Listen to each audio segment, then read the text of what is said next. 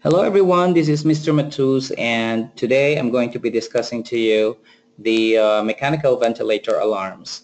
In the NCLEX, there are questions that you'll be encountering asking the examinees on the reasons or causes for the high pressure alarm or the low pressure alarm with the ventilators. So let's go and proceed and have a quick discussion on this topic. So ventilator alarms, what do they mean? So there are two pressure alarms that go off in patients with ventilators.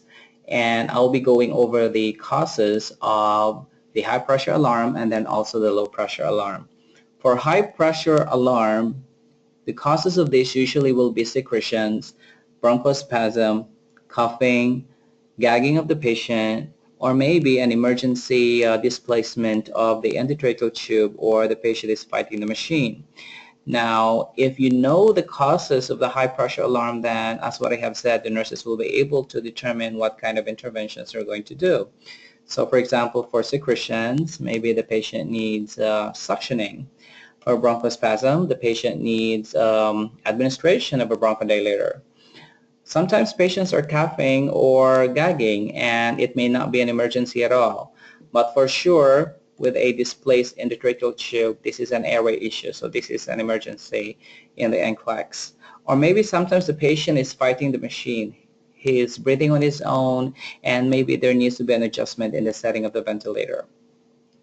For the low pressure alarm, the causes of this will be disconnection and respiratory cessation of the patient.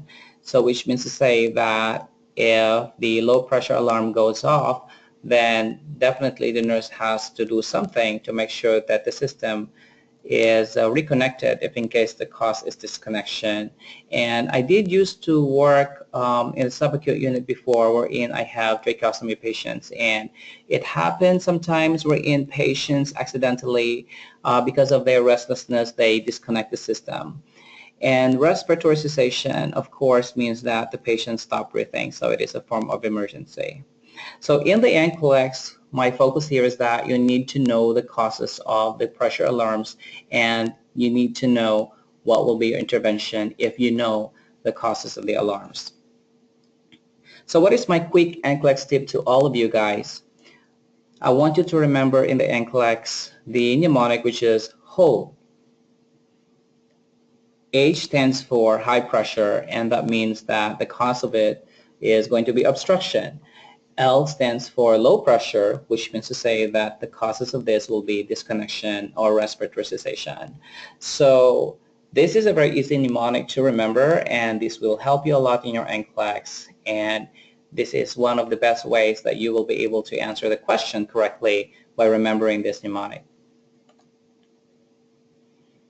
All right, thank you very much everyone. That was just a very quick review of the ventilator alarms, and I hope that that was a very good explanation of the causes of the high pressure alarms and the low pressure alarms.